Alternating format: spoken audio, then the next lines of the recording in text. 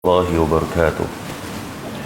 إن الحمد لله نحمده ونستعينه ونستغفره ونعوذ بالله من شرور أنفسنا ومن سيئات أعمالنا. من يهده الله فلا مضل له ومن يضلل فلا هادي له. أشهد أن لا إله إلا الله وحده لا شريك له وأشهد أن محمدا عبده ورسوله. اللهم صل وسلم على النبي الكريم محمد وعلى آله وأصحابه ومن دعا بدعوته واستنى بسنته إلى يوم الدين. أما بعد. Bahagia Ustaz, Tuan Imam, Tuan Bilal, pengurusi di Jawatan Kuasa Masjid, Muslimin Muslimat, mudah-mudahan kita semua dirahmati oleh Allah Subhanahu Wa Taala.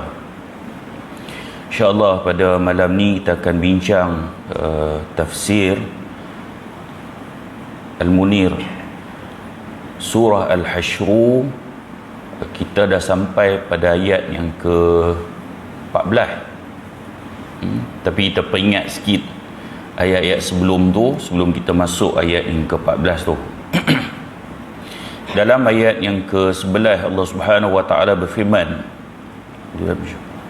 Alam tara ila alladhina nafaqu yaquluna li ikhwanihim alladhina kafaru min ahli alkitab la in ukhrijtum lanakhrujanna ma'akum wa la nuti'u fikum ahadan abada wa in qutiltum lanansurannakum wallahu yashhadu innahum lakadhibun. Allah kata, tidakkah engkau melihat dan merasa hairan wahai Muhammad terhadap sikap orang munafik itu? Mereka tergamak berkata pada saudara-saudara mereka yang kafir dari kalangan ahli kitab, sesungguhnya kalau kamu dihalau keluar, sudah tentu kami akan keluar bersama dengan kamu, dan kami tidak akan tunduk taat kepada sesiapa pun untuk menentang kamu selama-lamanya. Dan kalau kamu diperangi, sudah tentu kami akan membela kamu, padahal Allah mengetahui dan menyaksikan bahawa sebenarnya mereka adalah pendusta. Surah Al-Hasyr ini juga dikenali sebagai surah Bani Nadir. Surah ni cerita tentang bagaimana puak Yahudi yang kuat di Madinah, Yahudi Bani Nadir, yang berjaya dihalau oleh Nabi SAW. Baik, di sebalik kekuatan Yahudi Bani Nadir ni, di sana ada golongan munafik yang bersekongkol dengan orang Yahudi.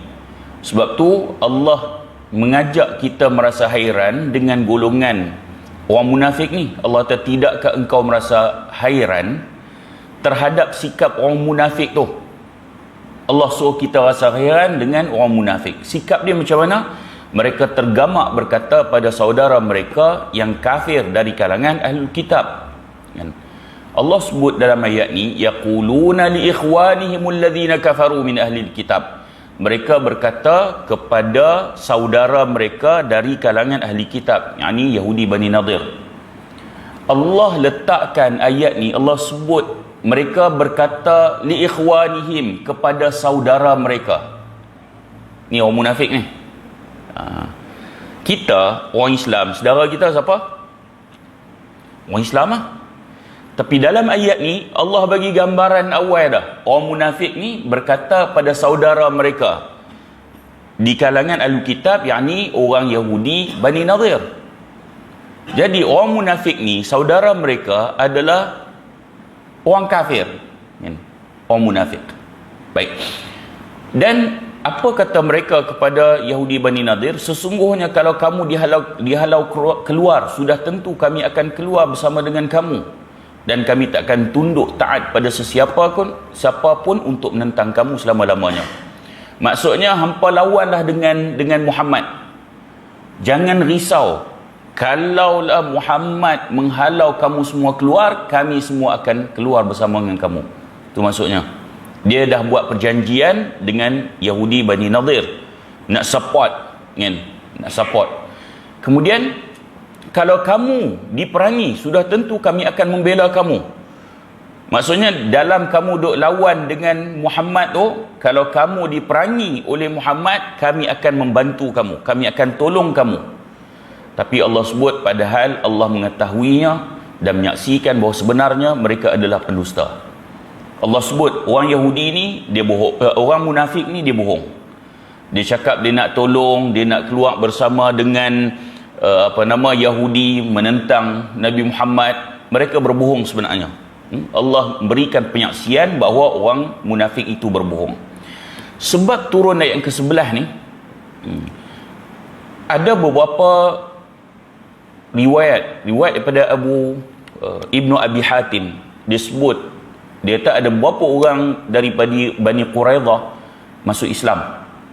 Masuk Islam. Dan di antara mereka tu ada beberapa orang munafik. Bani Quraidah ni juga di kalangan orang Yahudi. Dia ada 3 kelompok besar Yahudi di Madinah. Bani Quraidah, Bani Nadir, Bani Qainuqa'. Jadi ada beberapa orang Bani Quraidah daripada kalangan Yahudi bila masuk Islam, kemudian ada beberapa orang di kalangan mereka ni munafik, berdusta masuk Islam. Mereka bertujuan untuk merosakkan Islam daripada dalam. Lalu turun ayat yang ke-11 ni. Dalam riwayat yang lain daripada Ibnu Ishaq, daripada Abdullah bin Abbas radhiyallahu an, bahwasanya ayat ni turun berkaitan dengan Abdullah bin Ubay, Rifa'ah bin Zaid dan Abdullah bin Nabtal. Ni nama-nama orang munafik ni. Dan mereka utus orang jumpa Yahudi Bani Nadir untuk menyampaikan satu komitmen bahawa mereka akan bersama dengan Yahudi Bani Nadir. Ni orang munafik ni. Baik. Kemudian Allah turunkan ayat ni. Baik. Allah sebut yang ayat akhir tu, wallahu yashhadu innahum lakadzibun. Allah sebut orang munafik ni, Allah menjadi saksi bahawa mereka adalah golongan yang berdusta. Allah sebut lepas tu, la in ukhriju la yakhrujuna ma'ahum wa la in qutilu la yansurunahum wa la in nasaruhum la yuwallunna al-adbara thumma la yunsarun. Allah sebut kalaupun demi sesungguhnya kalau orang Yahudi itu dihalau keluar daripada Madinah, Allah sebut mereka, yakni orang munafik, dia tidak akan keluar bersama-samanya. Allah sebut tadi ni orang munafik dah janji dah dengan Yahudi, kalau hampa dihalau keluar, kami akan keluar bersama kamu. Tapi Allah sebut mereka berdusta, dan Allah sebut kalau Yahudi itu dihalau keluar, pastinya orang munafik dia tak akan keluar bersama. Dan demi sesungguhnya jika Yahudi itu diperangi, mereka yakni orang munafik dia tidak akan membelanya. Demi sesungguhnya jika ditakdirkan mereka membelanya sekalipun, sudah tentu mereka yakni Yahudi dan munafik akan melarikan diri, kemudian mereka tidak akan mendapat pertolongan. Kalau dihalau, mereka takkan keluar bersama. Kalau diperangi, mereka takkan tolong. Dan Allah sebut, kalaupun orang munafik dia bantu orang Yahudi, dan sudah tentu mereka semuanya Yahudi, munafik akan melarikan diri, dan kemudian mereka tidak akan mendapat pertolongan. Mereka akan dikalahkan oleh Allah Subhanahu Wa Taala. Yang ni sebagai satu berita gembira lah. Apabila Yahudi dan orang munafik Allah sebut mereka akan dikalahkan, secara tidak langsung itu membawa maksud kemenangan bagi umat Islam. Kemudian Allah sebut, la antum ashaddu rahbatan fi sudurihim min Allah dzalika bi annahum qaumun la yafqahun. Kerana sesungguhnya kamu dalam hati mereka sangat ditakuti lebih daripada Allah. Yang demikian itu kerana mereka adalah kaum yang tidak mengerti. Allah sebut orang Yahudi, orang munafik, mereka sangat takut. Terutama orang munafik dalam ayat ni, Allah, sesungguhnya kamu orang beriman dalam hati mereka sangat ditakuti lebih daripada Allah. Orang munafik ni dia pergi buat perjanjian dengan orang Yahudi ni, dan dia menganggap orang Islam, orang beriman itu musuh. Sebab apa? Sebab dalam hati mereka Allah sebut orang beriman ini lebih ditakuti daripada Allah.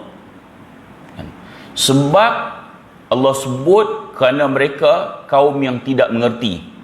La yafqahun. La yafqahun. Mereka tak mengerti. Patutnya takut pada Allah. Ni lebih takut kepada orang beriman. Jadi awal tadi tersebut Allah mengajak orang beriman supaya rasa pelik dengan sikap orang munafik ni. Dan ayat yang kita baca selepas itu, kita baca ni, antara sikap yang perlu dirasa pelik ialah apabila mereka takut kepada orang beriman lebih takut pada Allah. Patutnya orang-orang munafik ni, mereka takutlah dengan kejahatan orang kafir, tapi tak. Yang mereka takut ni kepada orang beriman.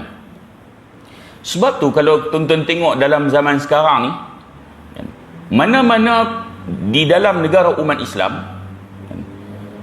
kita dapat melihat sebahagiannya pemerintah mereka lebih takut kepada orang beriman daripada orang kafir itu sendiri. Boleh buat perjanjian dengan orang kafir, buat macam-macam perjanjian, tapi dengan orang beriman dia takut. Sebab tu kalau kita tengok Amerika sendiri telah membunuh jutaan umat Islam. Bunuh umat Islam di Iraq, bunuh umat Islam di Afghanistan, bunuh umat Islam di Syria, bunuh umat Islam merata di Afrika. Tapi sepatutnya lah, kalau betul-betul dia Islam yang sejati, dia kena risau dengan kejahatan pok-pok kufar yang duk bunuh umat Islam ni. Tapi tak, yang dia takut ialah kepada orang beriman. Orang beriman cepat je nak label, oh ni pengganas. Kepada orang kafir yang jelas memusuhi umat Islam, oh yang tu tak apa. Jadi sikap ini sepatutnya kita perlu rasa heran. Yang Allah suruh kita rasa heran ni, ayat ini bukan ditujukan kepada puak munafik yang ada pada zaman Nabi sahaja. Ayat ini berlaku sampailah hari kiamat. Sikap-sikap yang ditonjolkan seperti ini adalah sikap orang munafik. Baik. Jadi ayat yang selepas itu Allah sebut,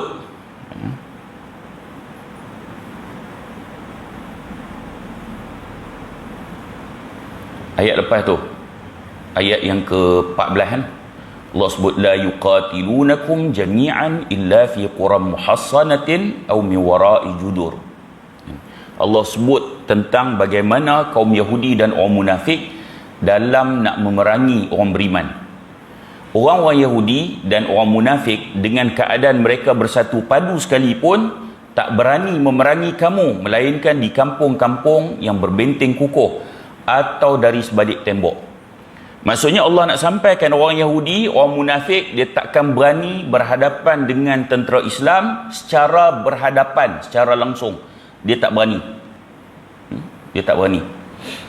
Dia akan guna macam mana? Mereka akan menghadapi umat Islam. Kalau tengok ayat ni, dari sebalik tembok, kan, benteng, guna parit, sebalik kota yang mereka jadikan sebagai perisai.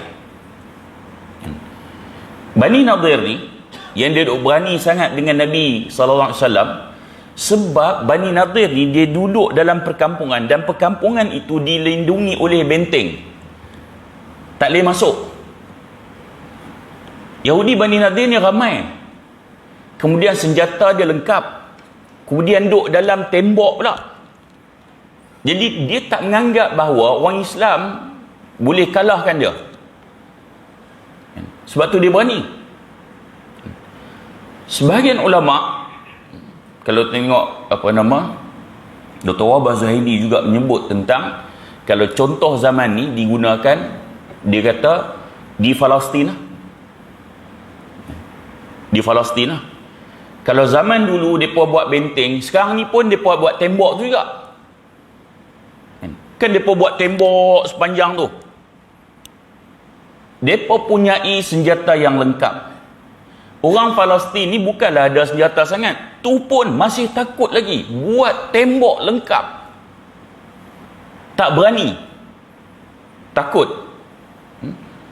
Baik, kemudian dah ada tembok fizikal, sekarang ni mereka buat tembok maya pula. Mereka buat tembok maya pula. Apa nama tu? Lupa lah. Yang macam dom tu disebut. Tak ingat. Dan sebab tu kalau tuan-tuan tengok, senjata-senjata yang pejuang-pejuang Palestin, kan, bila mereka tembak roket tu akan dimusnahkan lebih awal lagi. Sebab dia ada macam tembok maya pula. Dahsyat. Dah ada tembok fizikal, ada tembok maya. Barulah mereka berani dengan umat Islam. Kalau nak berhadapan, mereka tak berani. Bahkan sejarah telah membuktikan bila berhadapan, mereka takut. Mereka takut. Tuan-tuan, kalau sejarah moden kita tengok, di Afghanistan kita ambil contoh, mereka bukan berani berhadapan. Tak berani. Mereka berani daripada jauh. Tuan-tuan tengok Iraq dulu, macam mana Amerika dan 28 negara yang lain nak musnahkan umat Islam di Iraq. Mereka guna jet pejuang, kemudian mereka guna artileri, dah hancur habis dah, barulah tank pi. Kemudian last sekali infanteri, tentera hak jalan kaki pi. Kalau nak berhadapan, mereka tak berani. Taliban sendiri, sebelum mereka dapat menghalau Amerika, Taliban tunjuk bagaimana peperangan berhadapan antara Taliban dengan tentera Amerika. Ini yang berhadapan. Teruk Amerika kena. Teruk. Jadi sebab tu Allah sebut orang Yahudi dan orang munafik, mereka hanya berani berhadapan apabila mereka berada di sebalik tembok, sebalik benteng. Kalau ada parit, baru berani. Kalau nak berhadapan, mereka tak berani. Baik. Kemudian Allah nak gambarkan, nak sampaikan kepada kita sesuatu.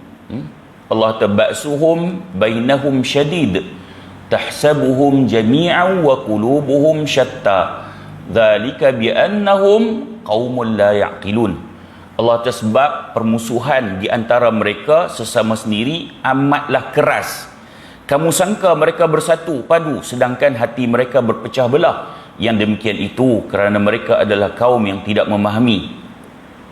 Allah sebut, kan, orang Yahudi, orang munafik, pokok kufar ni, kamu nampak mereka bersatu, tapi dalam hati mereka sebenarnya berpecah. Persatuan ni, penyatuan mereka hanya di luar je. Di dalam ada konflik. Ada konflik.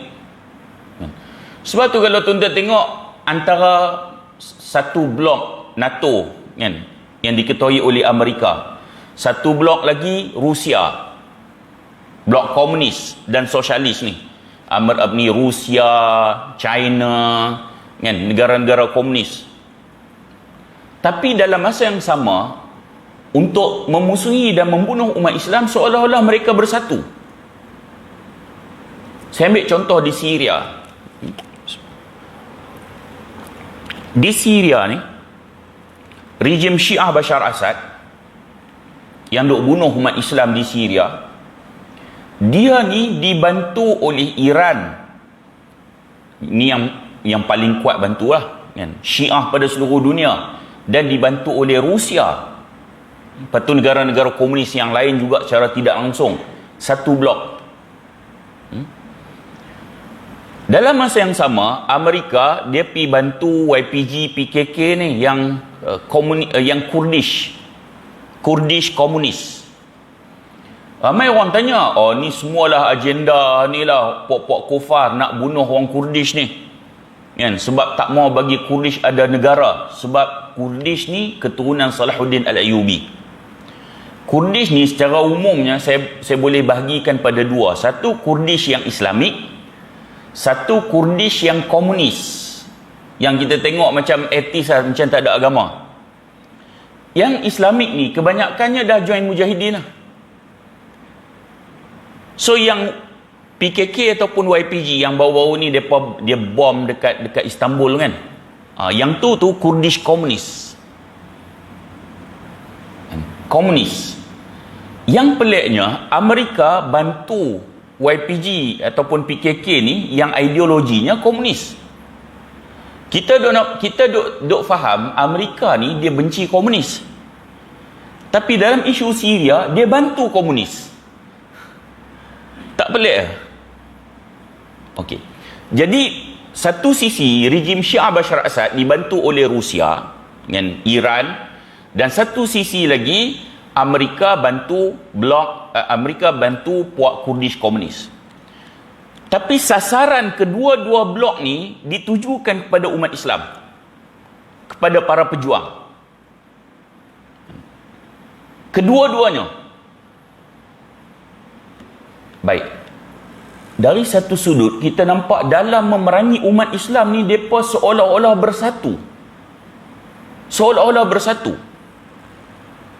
Pergi ke Afghanistan pun, seolah-olah mereka bersatu untuk membunuh umat Islam. Tapi ada satu benda yang Allah sebut yang kita kena faham.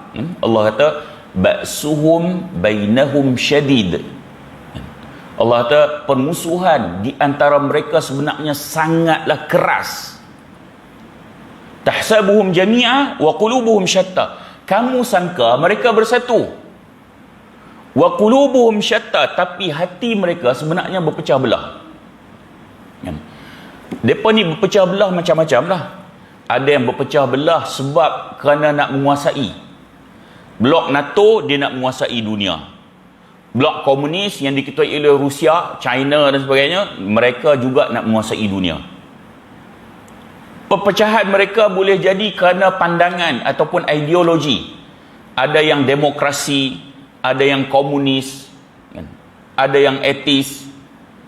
Perpecahan mereka boleh jadi kerana perbezaan mazhab agama mereka. Kalau Kristian, ada yang Ortodoks, ada yang Protestan, ada yang Katolik. Baik. Jadi benda-benda tu menyebabkan sebenarnya mereka ni ada konflik. Kita yang doa kata, mereka ni memang sepakat dalam membunuh umat Islam. Yang tu betul tak?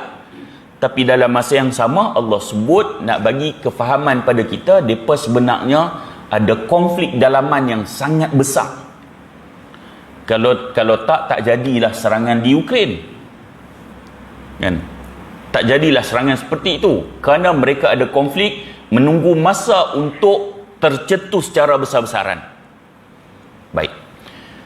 Jadi Allah sebut kenapa jadi macam tu? Sebab mereka tak faham tentang kebenaran. Tak faham tentang bagaimana kebaikan penyatuan. Baik, dalam tafsir ni dia sebut, ini menunjukkan bahawa kelemahan mereka adalah bersumber daripada perpecahan dan perselisihan mereka sendiri. Kan? Kelemahan mereka ni berpunca daripada perpecahan mereka sendiri. Saya bila isu Ukraine tu, selalu mereka duk tanya, Ustaz, sokong mana? Sokong Ukraine ke sokong Rusia? Kan? Kita dalam isu ni tak semestinya nak kena sokong mana-mana.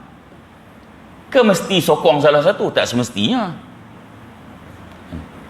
Bila saya duk sebut tentang kejahatan Rusia, kan, orang akan kata, Ustaz ni kira sokong Amerika. Dia main macam tu buat dah. Sebab mereka berpandangan bahawa mesti sokong salah satu. Bagi saya, baiklah mereka nak balah. Kerana perbalahan mereka akan menghancurkan mereka daripada dalam. Dan mereka akan jadi lemah. Sebab malangnya ada di kalangan umat Islam sendiri yang dipengaruh dengan hadis yang kata nanti akhir zaman umat Islam akan bersatu dengan Rom, kan? Akan berperang dengan pokok kufar ni. Adalah seorang dua yang dia cuba terjemahkan, dia kata Rom tu adalah Rusia. Jadi bila dia dengar Rom tu Rusia, itu sebagai satu justifikasi kita perlu sokong Rusia. Dia main macam tu. Bahaya tu. Jadi Rusia duk bunuh ratusan ribu umat Islam, benda tu dia pejam mata. Sedangkan hadis Nabi ni, tuan-tuan, secara general, Nabi tak spesifik terhadap mana-mana negara yang dikatakan Rom tu. Jadi dia yang hadis yang umum dia khususkan Rom tu adalah Rusia. Baik. Katakanlah Rom tu memang Rusia. Katakanlah Rom tu memang Rusia. Hadis ni perlu baca bagi habis. Last kali Rom tu akan belot dengan umat Islam. Dia akan berperang balik dengan umat Islam. Jadi, kalau last kali dia akan berperang balik dengan umat Islam, dia belot dengan umat Islam, kita nak Rom tu kuat ke tak kuat? Kita nak tak kuat lah. Sebab nanti kalau dia kuat, susah kita. Jadi biarlah mereka nak balas sama mereka, biar pihak. Kan? Tidak semestinya kita memberi sokongan pada salah satu pihak. Sebab Allah pun sebut tentang perselisihan mereka di dalam sangatlah dahsyat. Baik. Sebab tu jangan buat simply justify. Oh, kalau Ustaz, kalau kamu sokong yang ni bermakna kamu tak sokong yang ni. Kalau tak sokong yang ni maknanya sokong yang tu. Jangan cepat sangat buat macam tu. Kan? Baik. Kemudian sebab tu dia kata oleh kerana itu sudah semestinya bagi kaum muslimin yang sedang menghadapi dan melawan bangsa Yahudi pada masa sekarang untuk bersatu padu. Dia dah sampai masa kita nak kena bersatu padu. Sebab kita tahu puak-puak kufar ni mereka di dalam berselisih. Umat Islam kena bersatu. Dia tak perlu mencari-cari berbagai bentuk solusi yang rapuh dan lemah. Sama ada daripada timur ataupun barat. Nak cari macam mana kita nak mengalahkan puak-puak kufar ni. Tak perlu cari. Solusinya ada, bersatu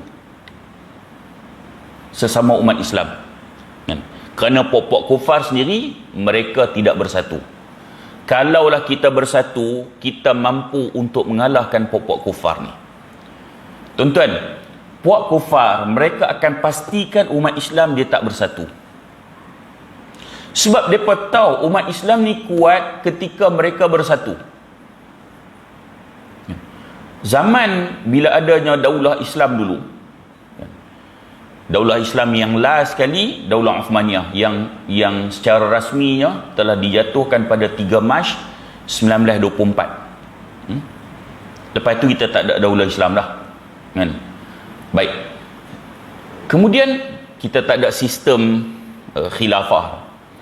Kemudian semasa adanya daulah Islam dulu, bukan senang puak-puak kufar nak menzalimi umat Islam. Bukan senang.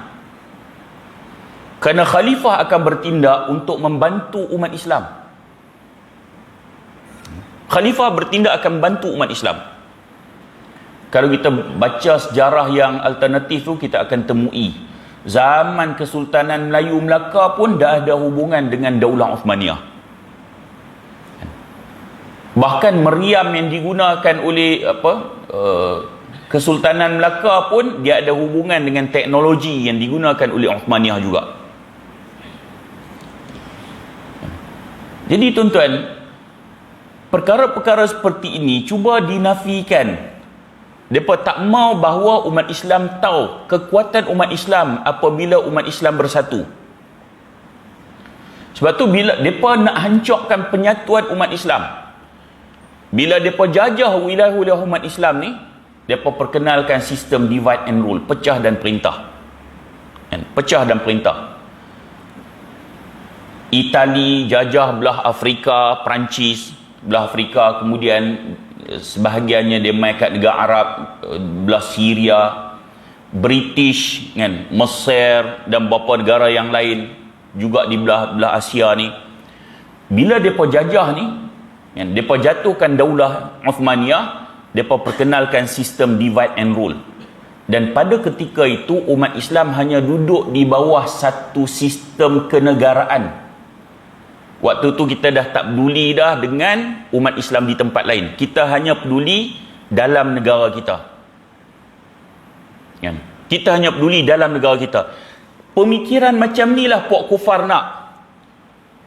Kita sudah tidak ada rasa penyatuan, persaudaraan dengan umat Islam di tempat lain. Kita rasa dalam negara aja. Sebab tu, kalau tuan-tuan kan selalu kita duk bincang isu Palestin kan. Palestin.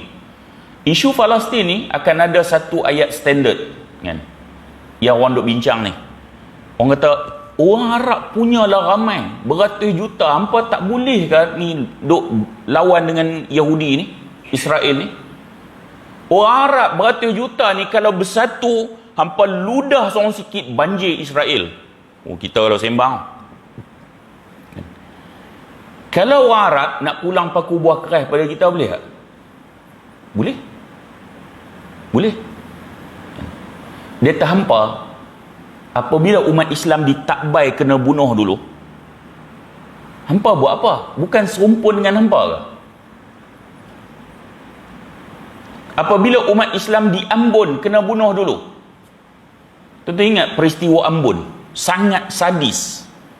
Sekampung dikumpul dalam masjid, bakar masjid, wanita dirogol, kanak-kanak dipotong anggotanya di Ambon dulu. Hampa buat apa? Bukan satu rumpun dengan hampa. Pasal apa umat Islam di belah sini, Nusantara ni tak bersatu? Jadi kita dengan mereka sama aja, sebab sistem itu diwujudkan. Pemikiran kita sudah dikecilkan. Kita hanya duduk dalam ruang lingkup negara kita.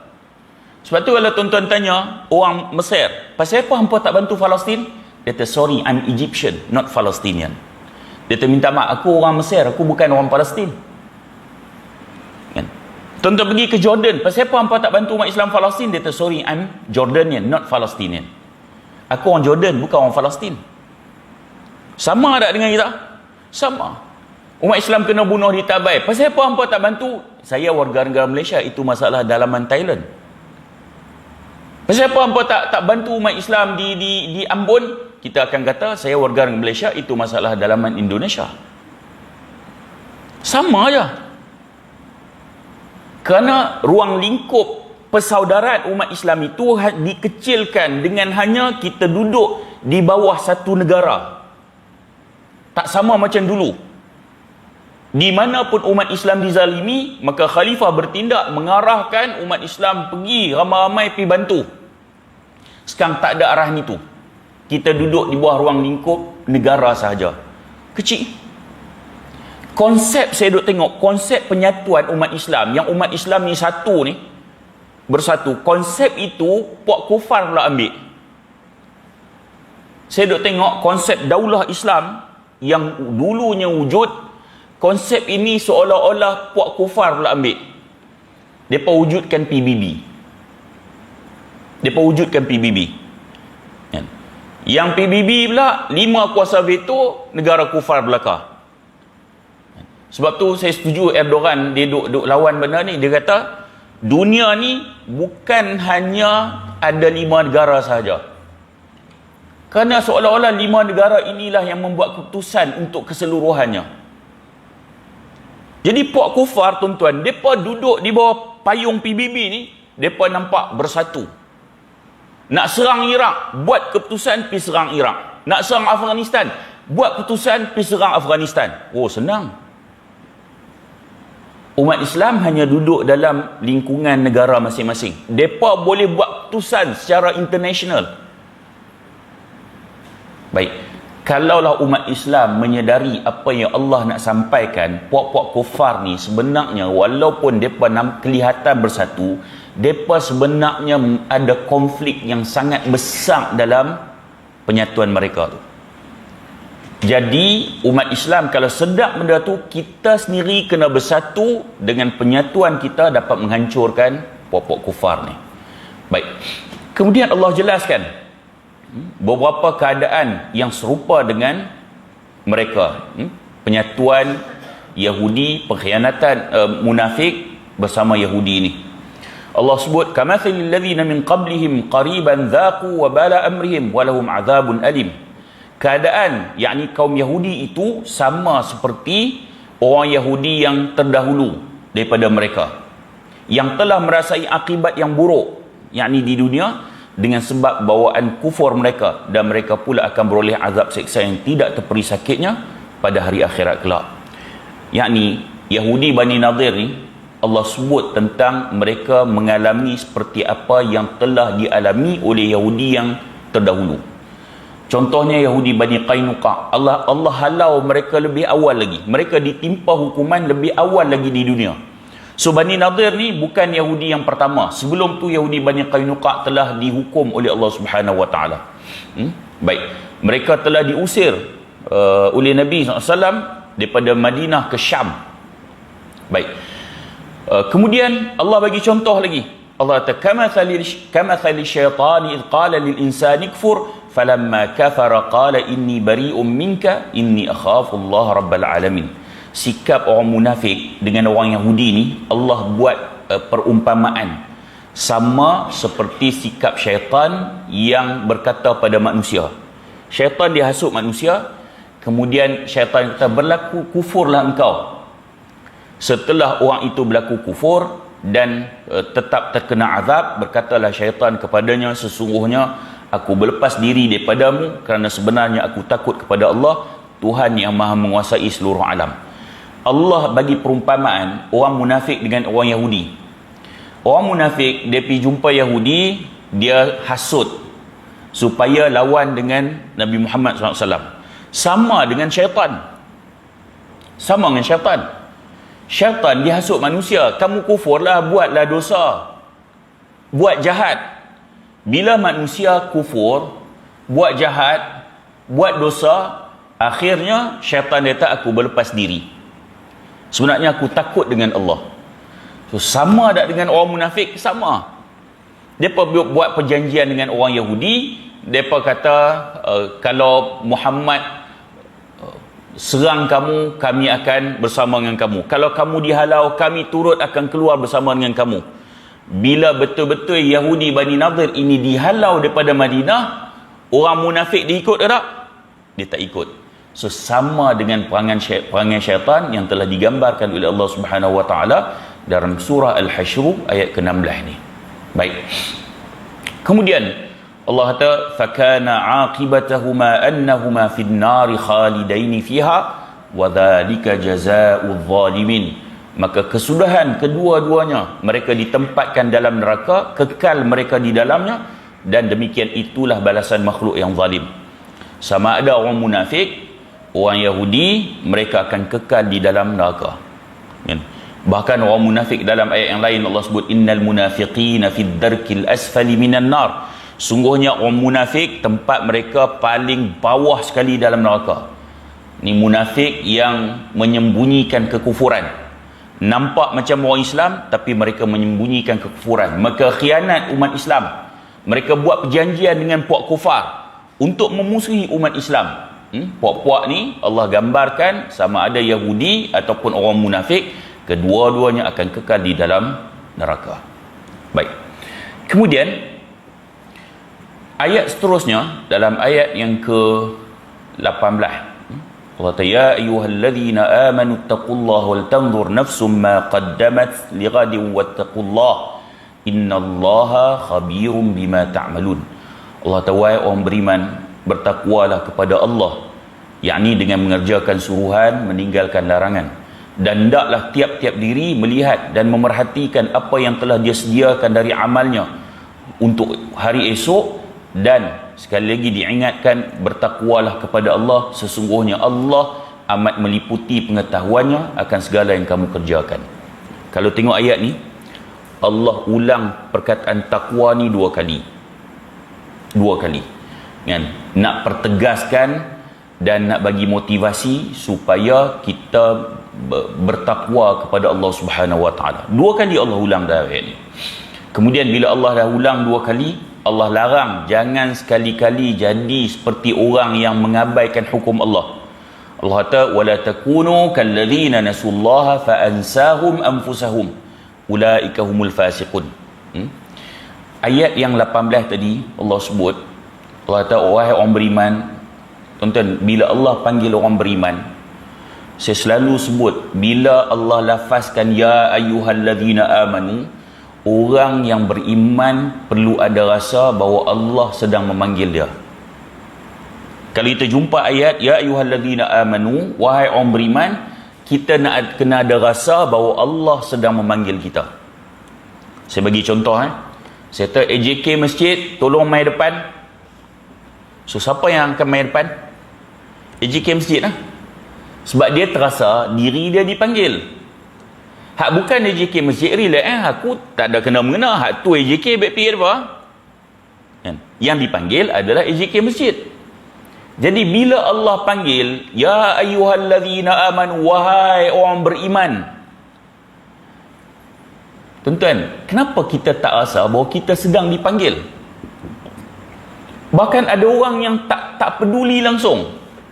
Ada sesuatu yang Allah nak sampaikan kepada orang beriman. Allah panggil kita, wahai orang beriman, nak kena ada sedang. Allah sedang panggil aku, Allah nak sampaikan sesuatu.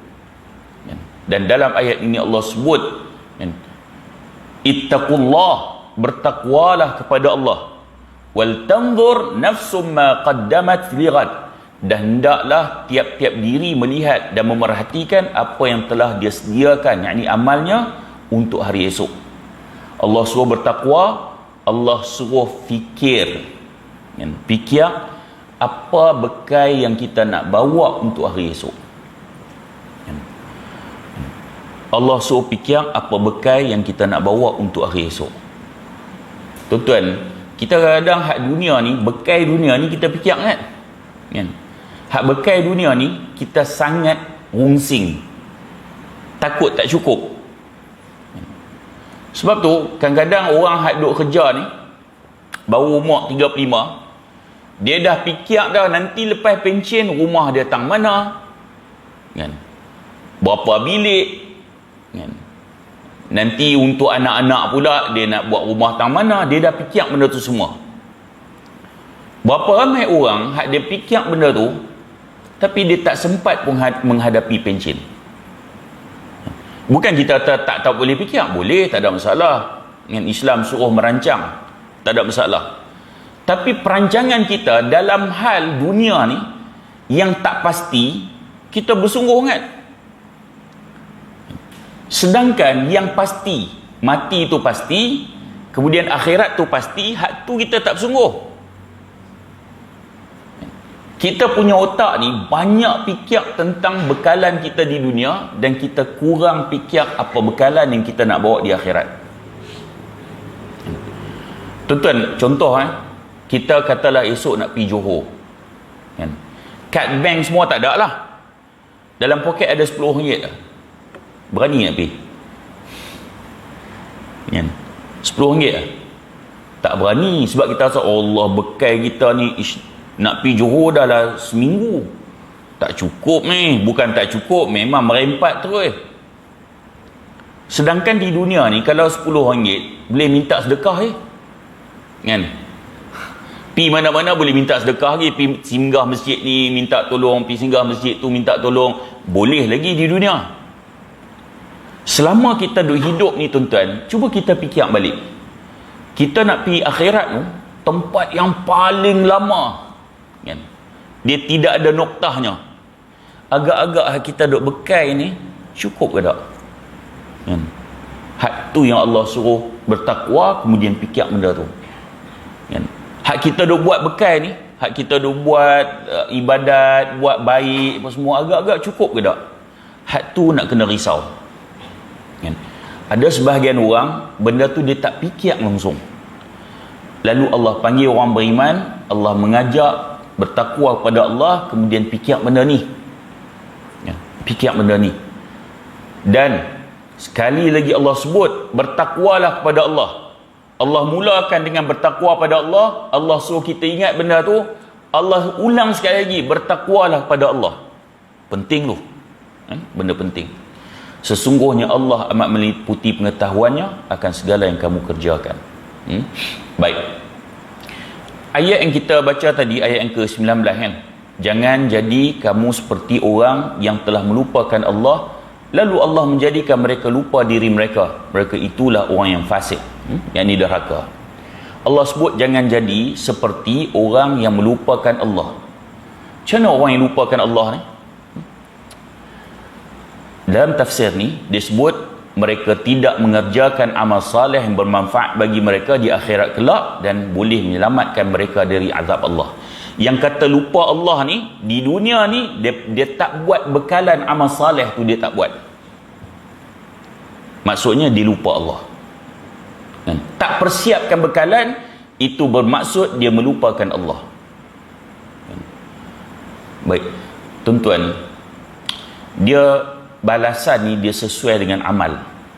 Sesuai dengan amal. Sebab tu saya tertarik dengan satu khutbah. Kita tengok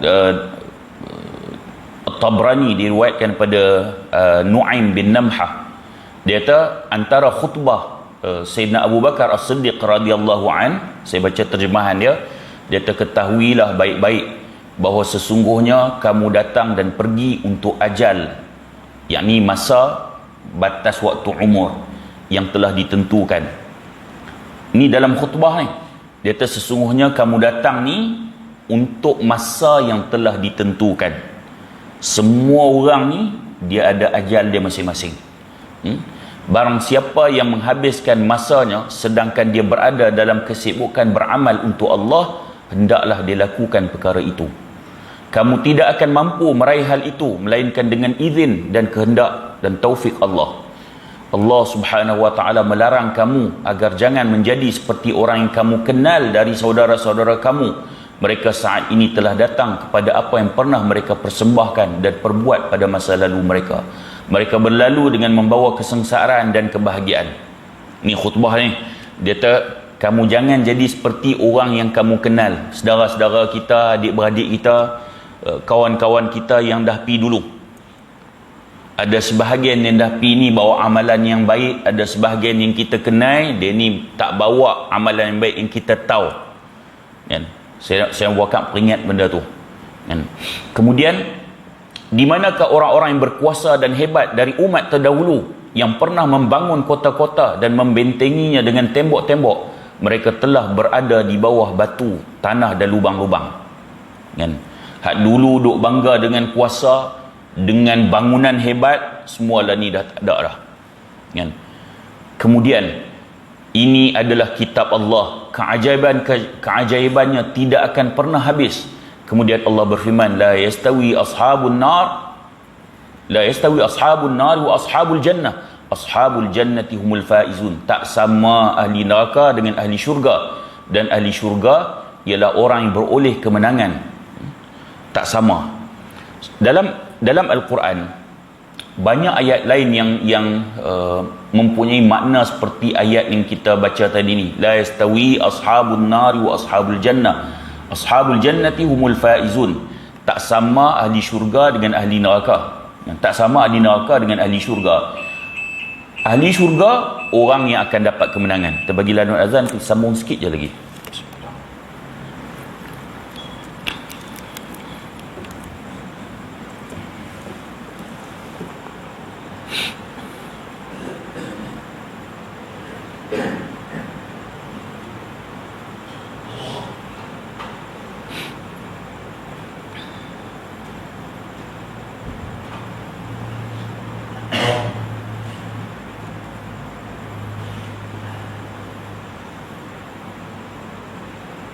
Allahu Akbar.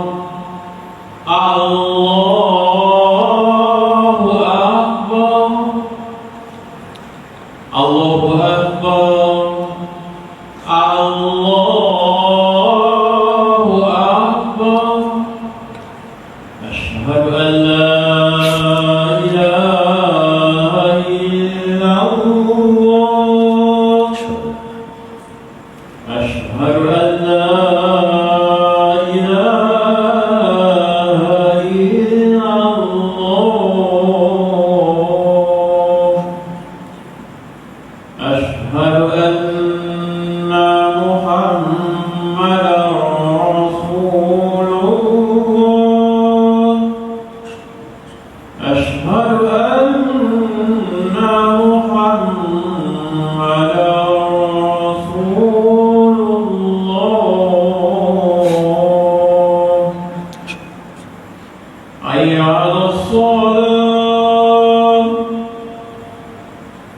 حي على الصلاة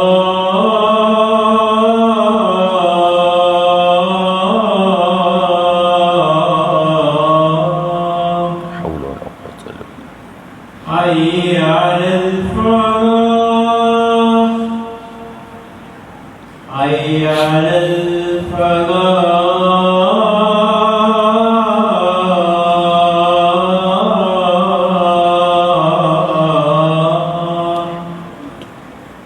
الله أكبر الله أكبر لا إله إلا الله لا إله إلا الله. اللهم رب هذه الأمة.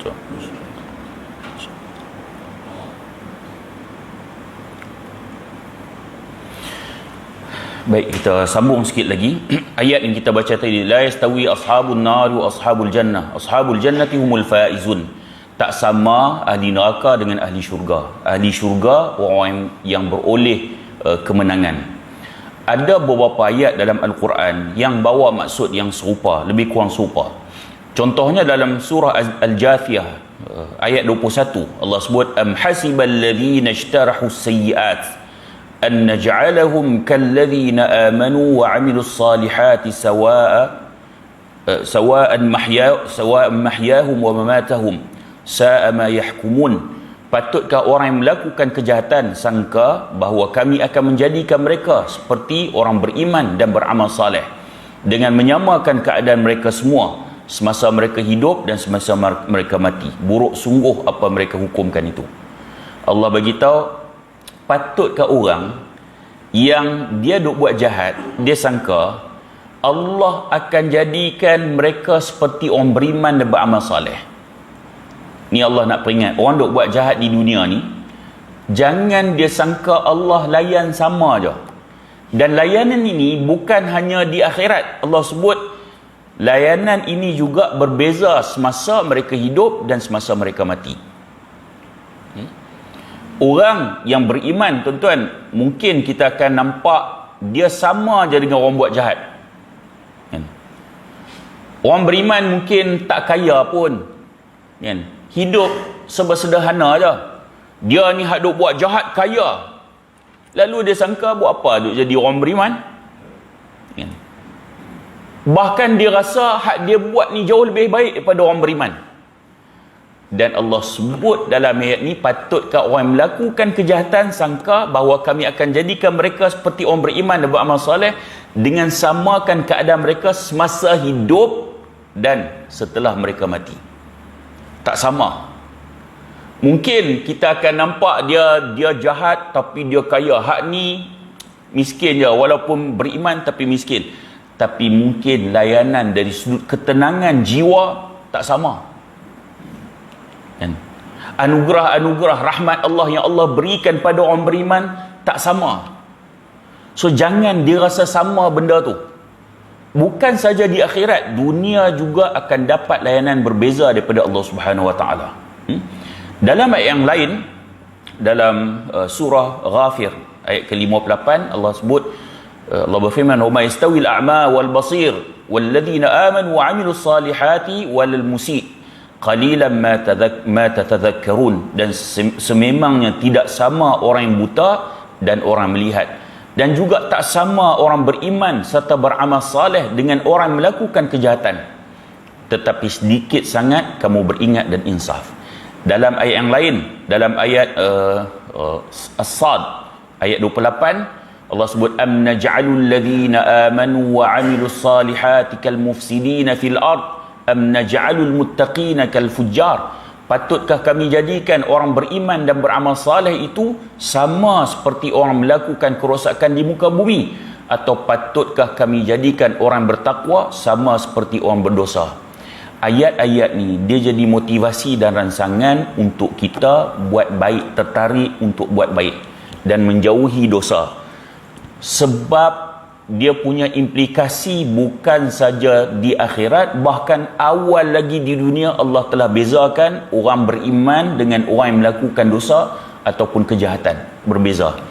Walaupun pada pandangan mata kita tengok sama, tetapi sebenarnya apa yang mereka terima di dunia ini berbeza, tak sama. Allah dah sebut, dah beberapa ayat yang kita sebut tadi ni, kita nampak dia dari satu sudut lebih bahagia, tapi sebenarnya layanan yang telah Allah berikan kepada orang yang berdosa ini takkan sama dengan apa yang Allah telah berikan kepada orang beriman. Baik, mudah-mudahan apa yang kita bincang pada hari ini kita akan dapat ambil manfaat.